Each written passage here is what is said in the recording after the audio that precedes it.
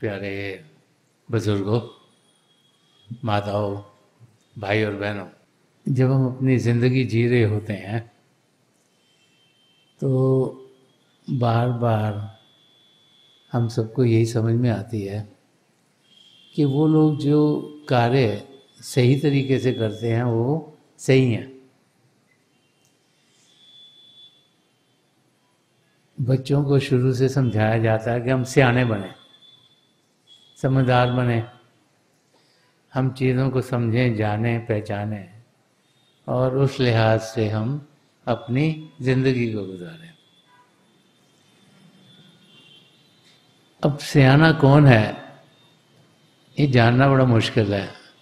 ज़्यादातर तो सियाना उसको समझा जाता है जो अपने आप को सही तरीके से सोसाइटी में जहाँ भी रह रहा वहाँ सही तरीके से जी रहा हो, और सियाना उसे समझा जाता है जो अपने शरीर को तंदुरुस्त रखे, उसे तकलीफ़ ना हो।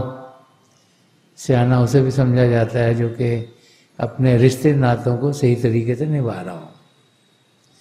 तो जो ऐसे इंसान होते हैं दुनिया में, उन्हें हम सब समझते हैं बहुत सियाने हैं, और जब भी हमें कोई तकलीफ़ हो तो हम वो जो कोई इंसान सियाना हो, समझदार हो, उससे मदद लेने की कोशिश करते हैं।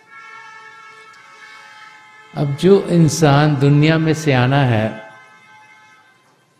उसकी असल में हालत क्या है, तो संत दर्शन सिंह जी महाराज ने हमें एक शेर के ज़रिए समझाया है कि सियानापन कैसा होना चाहिए।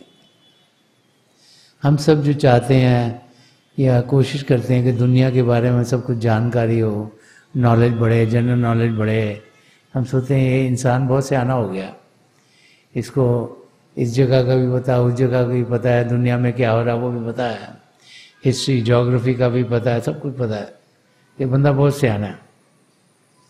तो उस किस्म की ज़िंदगी हम सब जीना चाहते हैं, क्योंकि इस दुनिया में वही समझा गया है कि जिसकी नॉलेज ज़्यादा है वो बंदा इस दुनिया में बेहतर करेगा।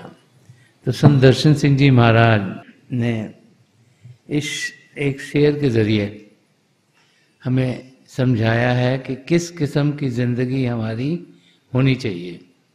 तो फरमा रहे हैं कि दारे फ़ानी में ही मिल जाए सरूरे अब्दी, कि दारे फ़ानी में ही मिल जाए सरूरे अब्दी, ज़िंदगी वक्फ़े खराबात अगर हो जाए। वो हमें समझा रहे हैं कि दारे फ़ानी का मतलब होता है ये माया की दुनिया, ये दुनिया में जिसमें हम जी रहे हैं, ये दुनिया जो पिंड के देश में है, ये दुनिया जहाँ हर एक चीज़ दिखती कुछ और है, असलियत में कुछ और है, इल्यूजनरी वर्ल्ड। कि इस दुनिया में हम कैसे उस चीज़ का आनंद ले सकें जो कि हमें सदा सदा का सुख चैन देगा। वो सब जो कि हमें कभी भी तकलीफ न दे, वो सब जो कि हमें प्रभु की नज़दीकी से मिलता है, वो सब जो पिता परमेश्वर के अंग संग होकर ही हमें मिलता है। तो फरमा रहे हैं कि सही सियानापन क्या है, कि इस दुनिया में जीते हुए हम प्रभु के प्रेम की मस्ती में जी रहे हों, ताकि हमें उनकी नज़दीकी मिले, उनका प्यार मिले, जहाँ से सब कुछ उत्पन्न हुआ और जहाँ से सारी खुशियाँ सुख चैन हमें मिलता है। कि दुनिया की चीज़ों को जानना, उन्हें पहचानना हमें अपनी मंजिल तक पहुँचाएगा नहीं। हम सबकी मंजिल है आत्मा का मिलाप परमात्मा से करवाना, 84 लाख जियाजों से छुटकारा पाना। तो दुनिया का हम जितना मर्जी नॉलेज गेन कर लें, शरीर को जितना मर्जी तंदुरुस्त कर लें, अपने दिमाग को जितना मर्जी तेज कर लें, आत्मा का मिलाप इन चीजों के जरिए हो नहीं सकता। ये सब जड़ता की बनी है, माया की दुनिया है। अगर अपनी मंजिल तक पहुंचना है तो सियाना कौन है? वो नहीं जो इस दुनिया का ज्ञान पाता है, लेकिन वो जो दूसरी दुनिया का ज्ञान पाता है, वो जो अध्यात्म के रास्ते की जानकारी पाता है, वो जो शरीर से ऊपर उठता है, वो जो अंदर की दुनिया में प्रवास करता है, वो जो अंदर में जो प्रभु का शब्द है, जो अनहद शब्द है, उसके साथ जुड़ता है, कि वो इंसान सही में सियाना है। उसे सदा सदा की खुशी मिलेगी, उसे सदा सदा का आनंद मिलेगा, वो मुक्ति की स्टेज तक पहुंच जाएगा। और वो इंसान सही मायनों में जो जिंदगी का मकसद है, उसकी और कदम तेजी से बढ़ा रहा है। तो जानकारी बाहर की दुनिया की नहीं, अंदर की दुनिया की चाहिए। तो संत दर्शन सिंह जी महाराज समझा रहे हैं कि दारे फानी में ही मिल जाए सरूरे अवधि, कि इस दुनिया में होते होते हम सदा सदा का सुख चैन पा सकते हैं। ये नहीं कि मौत के बाद ही मुक्ति मिलेगी। जैसे संत दर्शन सिंह जी महाराज पॉजिटिव मिस्टिसिज्म कहा करते थे कि अपने घरों में रहते हुए, घर गृहस्थी को चलाते हुए, अपनी रिस्पॉन्सिबिलिटी को निभाते हुए हम प्रभु को पा सकते हैं। ये नहीं कि जब जिंदगी का अंत होगा तभी पिता परमेश्वर से मेल मिलाप होगा। तो इस जिंदगी में जीते हुए, जैसे जीते जी मरने की विद्या कहा जाता है, अंतर्मुख होने की विद्या कहा जाता है, अंदर की दुनिया में रूह को, आत्मा को उड़ान देने की विद्या कहा जाता है, पराविद्या कहा जाता है, रूहानी रास्ता कहा जाता है, अध्यात्म का रास्ता कहा जाता है। कि उस रास्ते की जानकारी जो इंसान पाता है, वो फिर अपनी मंजिल की ओर बढ़ सकता है। और आगे फरमा रहे हैं कि ये होगा कैसे,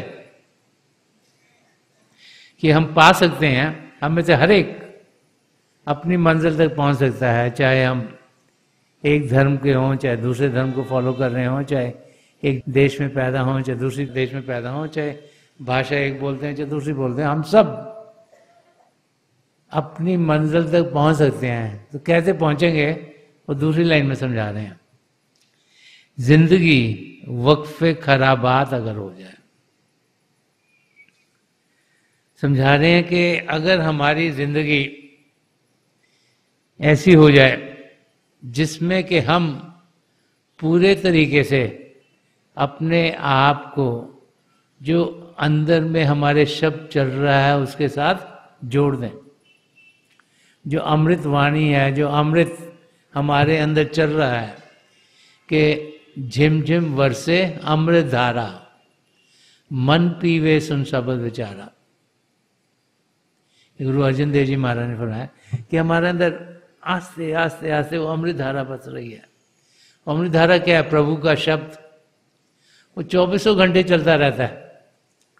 कि अगर हमारी जिंदगी ऐसी होगी कि जब हम उस शब्द के साथ जुड़ेंगे, तो जुड़ेगा कौन? हमारा शरीर तो जुड़ेगा नहीं, ना ही हमारा मन जुड़ेगा। तो शब्द के साथ क्या जुड़ता है? हमारी आत्मा। कि जब हमारी आत्मा शब्द के साथ जुड़ेगी तो हम इस शरीर में होते हुए सदा सदा का सुख चैन पा सकते हैं। और सदा सदा का सुख चैन कब मिलेगा? जब हम प्रभु से एक में होंगे। वही दाता हैं, वही देने वाले हैं, उन्होंने सृष्टि रची, उनके बहाने में सब कुछ चलता है। तो संत दर्शन सिंह जी महाराज फरमा रहे हैं और इशारा भी दे रहे हैं कि कैसे उस अवस्था में पहुंचे कि जिंदगी वक्फे खराबात अगर हो जाए, कि अगर हमारी जिंदगी में कुछ ऐसे हो जाए कि हम अध्यात्म के रास्ते पर चलने शुरू हो जाएं, तो अध्यात्म के रास्ते पर इंसान कैसे चलता है? कुछ पढ़ लिख के तो चल नहीं सकता। ये तो है नहीं कि अध्यात्म के रास्ते की पीएचडी कर ली हमने तो वहां पहुंच जाएंगे। धर्म ग्रंथों में महापुरुषों के वचन दिए गए हैं, उनके अनुभव दिए गए हैं, उनको पढ़कर हमें रास्ता मिलता है। कुछ सुन के भी हमें कुछ समझ में आती है, लेकिन अपनी मंजिल तक पहुंच नहीं सकते। जब तक ये अंदरूनी आंख खुलेगी नहीं, तब तक आत्मा उड़ान पर जा नहीं सकती, जितनी मर्जी किताबें पढ़ लें। ये 10वां द्वार अगर बंद है, शिव नेत्र बंद है, खुला नहीं, तो फिर इंसान सिर्फ बाहर की ओर ही जाता रहे। 9 द्वार शरीर में जिनके जरिए हम बाहर की ओर जा रहे हैं, तो 10वां द्वार खुलेगा कैसे? जब किसी पूर्ण महापुरुष की नजर करम हम पर होगी। तो संत दर्शन सिंह जी महाराज में समझा के रहे हैं, मुक्ति के रास्ते पर चलने के लिए हमें करना क्या है। वो समझा रहे हैं कि इस शरीर में होते हुए हम सब प्रभु से एक में एक हो सकते हैं। हम सब खुशकिस्मत हैं कि हमारी जिंदगी में ऐसे मौके आए कि हमें हजूर बाबा सावन सिंह जी महाराज, परम संत कृपाल सिंह जी महाराज, दयाल पुरुष संत दर्शन सिंह जी महाराज, जो पिछली सेंचुरी के महापुरुष हैं, इनकी नजर करम हम पे पड़ी, इनकी दया दृष्टि पड़ी। इन्होंने अपनी तवज्जो दी, हमारे शिव नेत्र को खोला और अंदर की यात्रा में जाने के लिए समय हमारी मदद की। उनका नूरी स्वरूप यहाँ टिक गया, ताकि जब भी हम अंदर की ओर ध्यान देंगे वो हमें मदद करें, ताकि हम अंदर के मंडलों को पार करते हुए सचखंड में पहुंचे और आत्मा का मिलाप परमात्मा में करवाएं। तो संत दर्शन सिंह जी महाराज फरमा रहे हैं कि इस माया की दुनिया में जीते हुए हम अपनी मंजिल तक पहुंच सकते हैं। प्रभु ने इसीलिए हम सबको ये मानव चोला दिया है। 84 लाख जिया जून में सबसे उत्तम चोला यही है, क्योंकि इसमें वो सब पदार्थ दिए हैं जिनके जरिए हम अपनी मंजिल तक पहुंच सकते हैं। तो इस सुनहरे मौके का हमें पूरा पूरा फायदा उठाना है। जो भाई बहन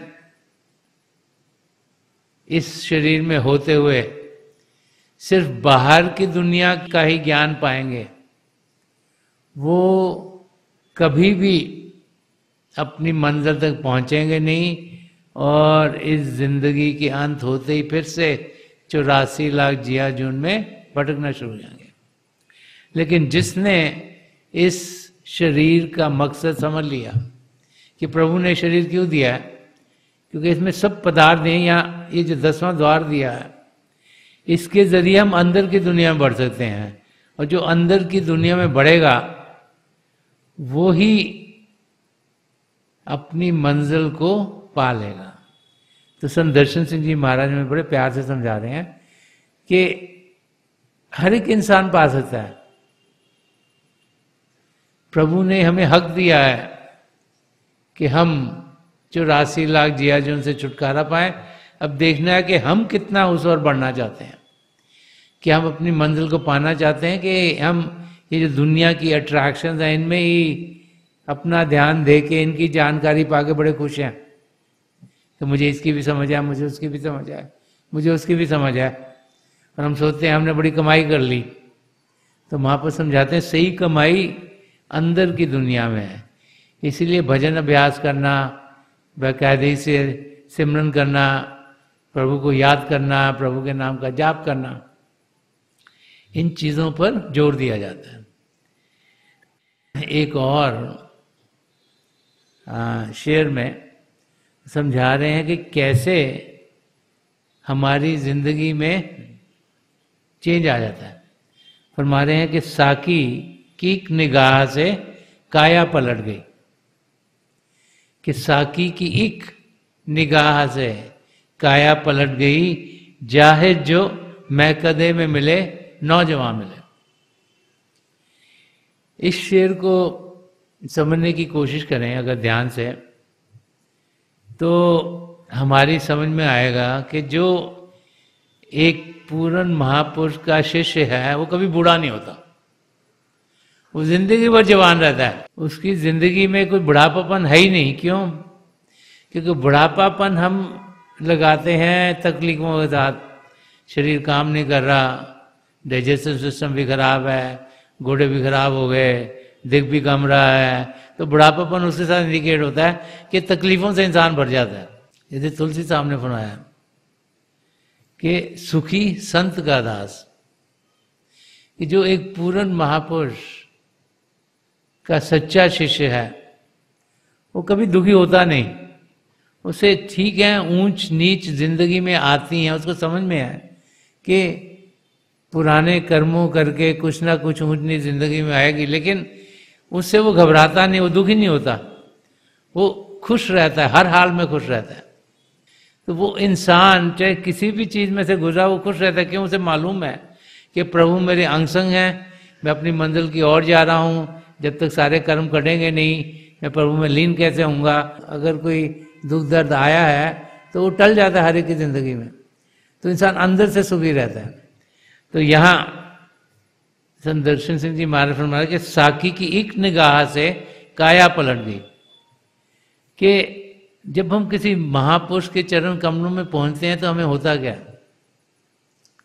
हम जिनका ध्यान बाहर की दुनिया होता है, हम लोग जो कोशिश कर रहे होते हैं कि बाहर की दुनिया की ये भी जानकारी होवे, ये भी हमें मिल जाए, उस तरफ भी हमारे पैर तेजी से बढ़े, दुनिया की चीज़ों में, दोस्त मित्रों में भी हमें सबको लगे हम बहुत अच्छे हैं, हम मददगार हैं, तो हम वो चीज़ें पाने की कोशिश करते हैं। तो जब महापुरुषों के अंग संग होते हैं तो बार बार हमें समझाते हैं कि जो पाना है वो प्रभु से लगाव पाना है, प्रभु से प्रेम की चिंगारी हमारे अंदर हर वक्त तेजी से जलनी चाहिए। हम प्रभु के प्रेम में डूबे हुए हों। एक वाकई है, एक संत जी थे, अपने शिष्यों के साथ बैठे थे, तो संत जी की तो कोशिश यही होती है कि शिष्यों को समझ में चीज़ें आए ताकि वो अपनी मंजिल तक आराम से पहुँचे। तो उन्होंने एक जो पुराना ज़माना था, थोड़े से शिष्य थे, तो उन्होंने अपने शिष्यों को पूछा कि अगर एक कटोरी हो और वो शहद से भरी हुई हो और तुम अगर एक मक्खी हो और तुम उस शहद को खाना चाहो तो आप वो शहद कैसे खाओगे? जिसने भी हाथ खड़ा करा जवाब दिया, सबके जवाब सिमिलर थे। तो कहें कि किसने कहा मैं उड़ के आके ज़रा सा खा के निकल जाऊंगा बाहर, किसी और ने कहा कि मैं जो कटोरी का जो रिम है मैं वहाँ पर बैठ के और शहद खाऊंगा। तो जब सबके जवाब ऐसे थे कि कोई बाहर से खाएगा, कोई किसी और तरीके से खाएगा, तो संत जी हंसने शुरू हो गए। तो शिष्य कहा हंस क्यों रहे हो? तो उन्होंने कहा कि बेटा इतनी देर से तुम यहाँ आते हो, तुम्हें अभी तक समझ नहीं आई कि तुमने शायद खाना है तो मक्खी तो उसमें डुबकी लगाओ। जब तक डुबकी लगाओगे नहीं तब तक शहद का असर क्या आपको समझ ही नहीं आ सकता। तो प्रभु को पाना अंदर की दुनिया में डुबकी लगाना है। बाहर की दुनिया में बैठकर चलो कभी सत्संग सुन लिया, कभी भजन कर लिया, कभी सिमरन कर लिया, कभी जब मुश्किल पड़ी प्रभु को याद कर लिया, ऐसे काम नहीं चलता। अगर प्रभु को पाना है तो हमारे अंदर एक लगन होनी चाहिए, हर पल हर क्षण हमारा ध्यान पिता परमेश्वर की ओर होना चाहिए, और वही बदलाव हमारी जिंदगी में आ जाता है जबकि हम किसी पूर्ण महापुरुष के चरण कमलों में पहुंचते हैं। तो यहाँ पर संत दर्शन सिंह जी महाराज फरमा रहे हैं कि साकी की एक निगाह से काया पलट गई, जाहिद जो मैं कदे में मिले नौजवान मिले। अब जाहिद वर्ड जो यूज किया उनको बताया गया जो कि दुनिया के चीजों में मस्त होते हैं, कि जो इंसान जो दुनिया की चीजों में मस्त था वो जब किसी पूर्ण महापुरुष की शरण में पहुंचता है, उनके सत्संग में आता है, उनकी महफिल में पहुंचता है, कि अंग संग होता है, तो उसकी जिंदगी में बदलाव आ जाता है। वो इंसान जो दुख दर्द में घबराया हुआ था, वो इंसान जो फिक्र फाके में बैठा हुआ था, उस इंसान के अंदर ये समझ आ जाती है कि वो प्रभु का अंश है, वो प्रभु से अलग नहीं। और जब ये समझ आ जाए कि हम प्रभु से अलग नहीं, तो फिर हम सुख चैन की जिंदगी जीते हैं। फिर हमारी जिंदगी में कोई तकलीफ नहीं, कोई दुख नहीं, कोई दर्द नहीं। क्यों? क्योंकि हमें मालूम है कि प्रभु हमारे अंग संग हैं, प्रभु हमारे भीतर हैं, प्रभु हमारे अंदर हैं।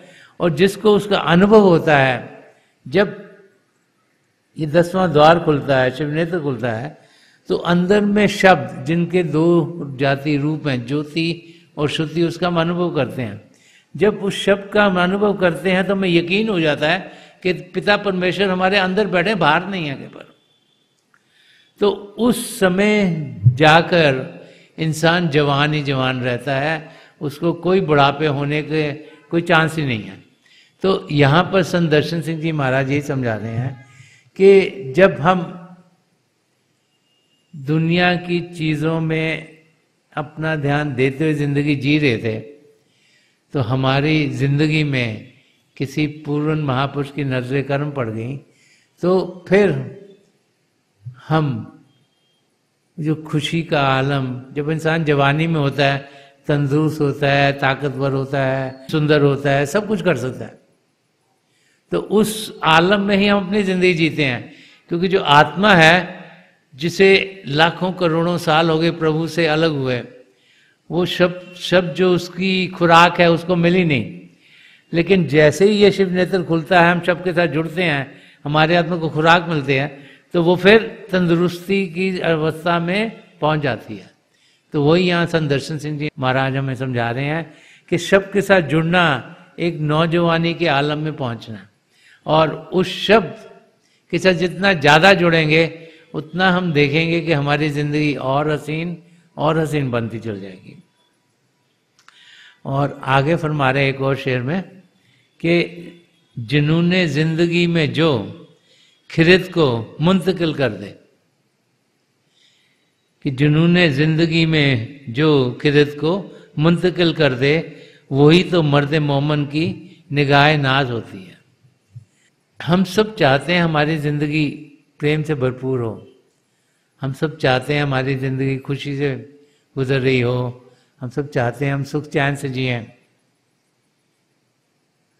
हम प्रभु के प्रेम के मस्ती के आलम में जीना चाहते हैं कि हमारा लगाव प्रभु से हो, हमारा ध्यान किसी और ना हो, ताकि खुशी से, आनंद से, वो सोर जहाँ से सब खुशियाँ, सब आनंद, सुख चैन मिलता है, वो हमें मिले। तो फरमा रहे हैं कि जुनून है जिंदगी, वो जिंदगी जिसमें के ध्यान प्रभु की ओर हो, वो जिंदगी जिसमें इंसान अपना नहीं सोच रहा, औरों का सोच रहा है, वो जिंदगी जिसमें कि हम मस्ती से जी रहे हैं। उस जिंदगी को पाने के जुनून है जिंदगी में जो खिरत को मुंतकिल कर दे। खिरत है इंटेलिजेंस, कि हम अपनी इंटेलिजेंस को बढ़ाते जा रहे हैं, कि मुंतकिल कर देना मतलब उसको बदल देना, उसको ट्रांसफॉर्म कर देना। तो यहाँ संत दर्शन सिंह जी महाराज समझा रहे हैं कि जो हमारी इंटेलिजेंस है, जो हमारे ब्रेन्स हैं, जो कि हमें इस दुनिया में जो भी हम सीखते हैं, जो भी करते हैं, उसमें मदद करते हैं, कि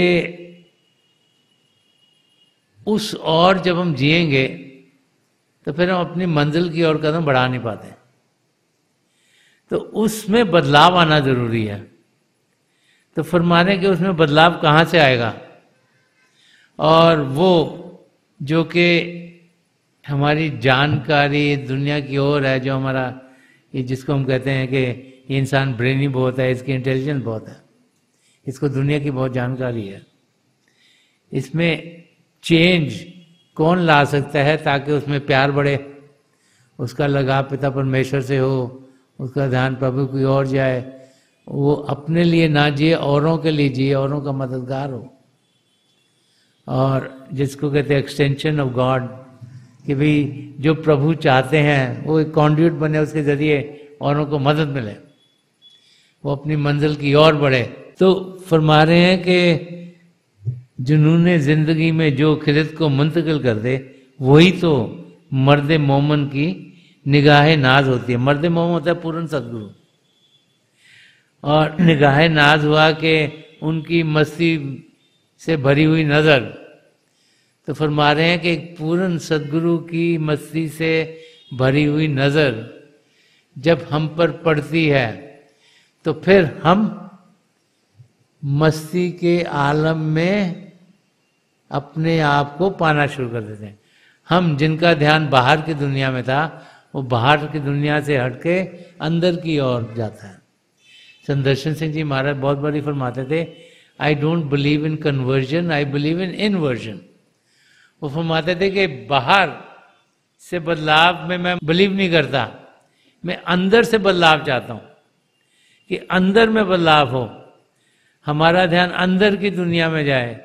जो हमारी आत्मा है उसको हम उभार दें, उसको खुराक दें, उसको ताकत दें, ताकि वो तंदुरुस्त हो, ताकि वो उड़ने के लायक हो, ताकि वो अंदर की दुनिया में उड़ान करे, ताकि अंदर के दुनिया में वो शब्द के साथ जुड़ती हुई और ताकत पाए और अपनी मंजिल की ओर बढ़े। तो कह रहे हैं ये जो बदलाव है ये वही तो मर्द मोमन की निगाह नाज होती है, कि एक पूर्ण सदगुरु की जो मस्ती से भरी हुई निगाह है।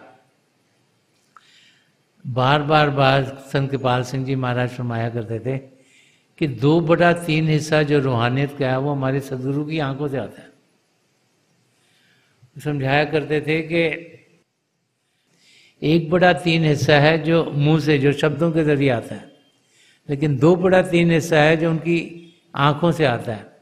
और संत दर्शन सिंह जी महाराज ने फरमाया कि मुलाकात सही वो है जो आंखों से आंखों तक, दिल से दिल तक और रूह से रूह तक हो। जब हम दर्शन करने के लिए पहुंचते हैं, और कबीर साहब ने फरमाया कि अपने सदगुरु के दर्शन दिन में एक बार नहीं हम 1000 बार करें, उनका मतलब क्या है? उनका ये मतलब नहीं कि हम भारी रूप में उन्हें देख रहे हैं, वो चाह रहे हैं कि हम उनके दर्शन अंदर में करें। जब हम भारी रूप से अपने सदगुरु के अंग संग होते हैं तो जो रूहानी किरणें उनके जरिए हम तक आ रही हैं, जो प्रभु का प्रेम उनके जरिए हम तक आ रहा है, वो हमें जज्ब करना है, हमने रिसेप्टिव होना है, हमने पात्र होना है, ताकि वो उनकी आंखों से हमारी आंखों तक, उनके दिल से हमारे दिल तक, उनकी रूह से हमारी रूह तक कनेक्शन हो, ताकि रूह को बाहर मिले। अगर हमारा ध्यान कहीं और होगा तो उनकी ओर से जो प्रेम आ रहा है, जो रूहानी किरणें आ रही हैं, हमें लगेंगी, हम जज कर नहीं पाएंगे और वो उसका हमें कोई फायदा नहीं होगा। तो हमें एक पात्र अवस्था में होना है। इसीलिए हमें एक नेक इंसान बनना है, एक अच्छा इंसान बनना है, ताकि हम एक सच्चा इंसान बन सकें। सच्चा इंसान वो है जो अच्छा इंसान हो, नेक इंसान हो और अंदर की दुनिया में उड़ान करता हो, जो अपनी मंजिल की ओर बढ़ता हो।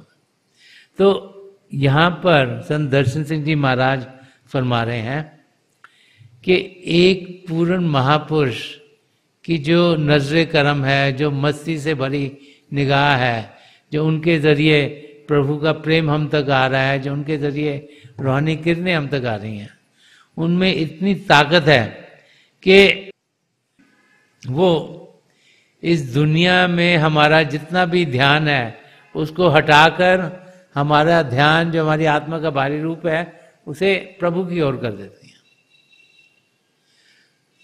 तो हम फिर कदम प्रभु की ओर बढ़ाते चले जाते हैं। और आगे एक जगह फरमा रहे हैं कि जो संत दर्शन सिंह जी महाराज ने खुद हजूर बाबा सावन सिंह जी महाराज के सत्संगों में पाया, परम संत कृपाल सिंह जी महाराज के सत्संगों में पाया, ये जो कुछ भी संत दर्शन सिंह जी महाराज ने लिखा है उनके अपने जो अनुभव है उनके जरिए कहा गया।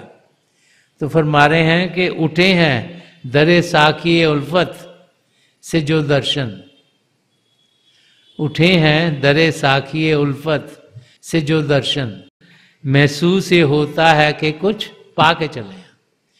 तो फरमा रहे हैं कि जब भी मैं सत्संग में गया और सत्संग से जब मैं उठा और अपने घर की ओर बढ़ा, तो मुझे यही लगा कि मुझे कुछ ना कुछ मिला है, कि जिस हालत में आया था तो मैं बेहतर हालत में वापस जा रहा हूँ। ये अनुभव होना तब होता है कि जब हम पात्र होते हैं कि उठे हैं दरे सा की उल्फत। वो समझा रहे हैं कि जो उल्फत से, जो प्रेम से भरे हुए हमारे साकी हैं, हमारे सदगुरु हैं, उनके दर से जब मैं उठा तो वो दर उनका क्या हुआ, सत्संग का अरेना, कि उठे हैं दरे साकी उल्फत से जो दर्शन, कि जब भी मैं सत्संग में आया मैं प्रभु के प्रेम में लबलबा गया, मेरा ध्यान अंदर की ओर गया, मैं सबके साथ जुड़ा। तो जब मैं उस माहौल से उठ के वापस जा रहा था तो मुझे यही लगा कि मैं कुछ पा के गया हूँ। और जब इंसान को ये लगता है कि वो कुछ पाता है तभी उसको सही मायने में तसल्ली होती है। तो संत दर्शन सिंह जी महाराज हम समझा रहे हैं कि उनको कितनी तसल्ली हुई जबकि वो परम संत कृपाल सिंह जी महाराज के सत्संगों या हजूर बाबा सावन सिंह जी महाराज के सत्संगों में जाया करते थे। तो एक सच्चे शिष्य के क्या क्या अनुभव होते हैं वो संत दर्शन सिंह जी महाराज ने अपने अपने अलग अलग शेरों में हमें समझाया है। हम जाने कि हमारे सदगुरु यही चाहते हैं कि हम अपनी मंजिल तक पहुँचें। हम जाने कि वो चाहते हैं कि हम में से हर एक, चाहे हम किसी भी हाल में हों, कईयों को लगता है उनको बहुत तकलीफें हैं, कईयों को लगता है गरीबी पता नहीं जाएगी कि नहीं जाएगी, कईयों को लगता है शरीर कभी तंदुरुस्त भी होगा कि नहीं होगा, कईयों को लगता है शायद आसपास के जो स्ट्रेस और स्ट्रेन है वो कभी कम नहीं होंगे। लेकिन संत दर्शन सिंह जी महाराज फरमाते हैं हम किसी भी हाल में हों, हम सब अपनी मंजिल की ओर बढ़ सकते हैं। इस शिव नेत्र का खुलना बहुत जरूरी है। जब ये खुल जाता है तो फिर हम बाकायदगी से अभ्यास कर कर कहीं भी हों, शारीरिक रूप से अपने सदगुरु के अंग संग हों या हजारों मील दूर हों, उनका नूरी स्वरूप यहाँ 10वें द्वार पर टिका हुआ है। जब भी हम अंतर्मुख होंगे वो बड़े प्यार से हमें गले लगाकर अंदर की दुनिया में लेके जाएंगे। हमारा काम है शरीर को शांत करना, मन को शांत करना। आगे जो जो हमारे लिए बेहतर है वही हमारे सदगुरु उसी यात्रा पर लेके जाते हैं और उस यात्रा पर हम सब जा सकते हैं। यही संत दर्शन सिंह जी महाराज हमें समझा रहे हैं। वो यात्रा अंदर की यात्रा है, उसे हम भजन सिमरन कहें, मेडिटेशन कहें, किसी भी नाम से पुकारें। तो थोड़ी देर के लिए हम सब अभ्यास के लिए बैठ जाएं। आप जहाँ भी बैठे आराम से बैठिएगा, अपनी आंखें बंद कर लीजिएगा। जो आंखों को डेलें आईबॉल से सीधे सामने, जैसे 8-10 दिन सामने फोकस हो। आंखें बंद करते ही वो भाई बहन जिन्हें नाम की देन मिली है आप सिमरन कीजिएगा। जो भाई बहन यहाँ नहीं हैं आप पिता परमेश्वर के किसी भी जाति नाम का जाप कीजिएगा।